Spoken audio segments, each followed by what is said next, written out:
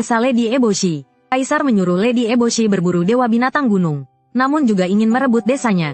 Ia memanfaatkan Lady Eboshi. Saat ini, Lady Eboshi telah membawa semua pria desa.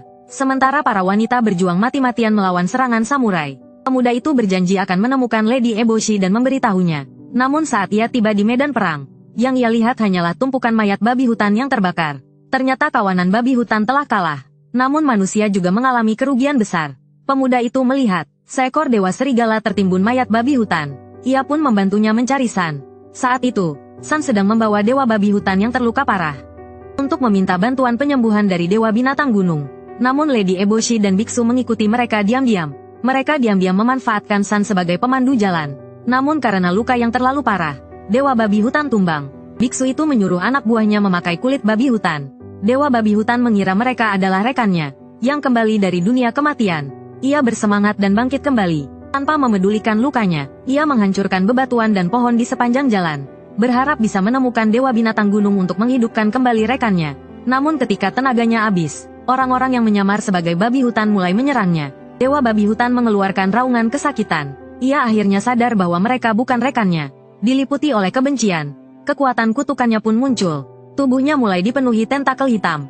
Ia hampir berubah menjadi iblis jahat. San berusaha menyingkirkan tentakel-tentakel itu. Namun tiba-tiba ia diserang dari belakang oleh manusia. San pun jatuh tak berdaya. San jatuh langsung ke tubuh dewa babi hutan. Saat ia sadar kembali, tubuhnya juga telah dililit oleh kekuatan kutukan. Pemuda itu dan dewa serigala mengikuti jejak San di sepanjang jalan. Namun di tengah perjalanan, mereka bertemu dengan Lady Eboshi. Pemuda itu memberitahu bahwa desa sedang diserang oleh samurai. Namun Lady Eboshi tidak berniat kembali untuk membantu. Baginya, pada titik ini, ia harus membunuh dewa binatang gunung hari ini. Ketika melihat San yang tergantung di taring dewa babi hutan, pemuda itu memanjat untuk menyelamatkannya. Ia berhasil membangunkan San, namun San kembali terlempar ke tanah. Dewa serigala juga melompat untuk menyelamatkan San. Namun ia juga terkena erosi oleh kekuatan kutukan. Pada saat kritis, dewa binatang gunung muncul, dan kekuatan kutukan seketika kehilangan energinya. Lady Eboshi menembak kepala dewa binatang. Namun ia hanya terhenti sebentar dan kembali seperti semula. Pemuda itu segera menyelamatkan San. Dewa binatang gunung menyerap kehidupan dewa babi hutan, dan membiarkannya pergi dengan damai. Di bawah cahaya bulan, dewa binatang mulai berubah menjadi bentuk muda. Saat inilah ia dalam keadaan paling rentan. Lady Eboshi kembali menyerang. Namun pemuda itu melemparkan pisau dan menghentikannya.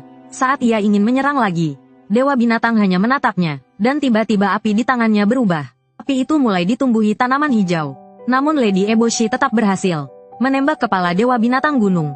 Tubuhnya yang kehilangan kepala berubah menjadi bola air hitam. Cairan hitam menyembur ke segala arah.